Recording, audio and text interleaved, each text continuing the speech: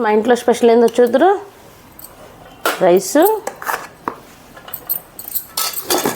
అలాగే ఊరగాయ పచ్చడి, మామిడికాయ, ఆమ్లెట్, బెండకాయ కర్రీ. ఓకే రెండు ఫ్రెండ్స్ భోంచేద్దాము.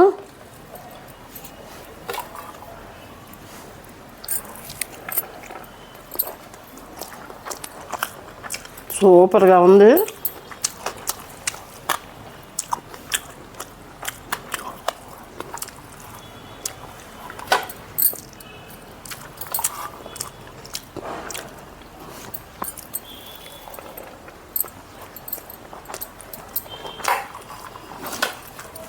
ఓకే, ఈ కోడిగుడ్డు ఆమ్లెట్ నేను మసాలా యూజ్ చేశాను.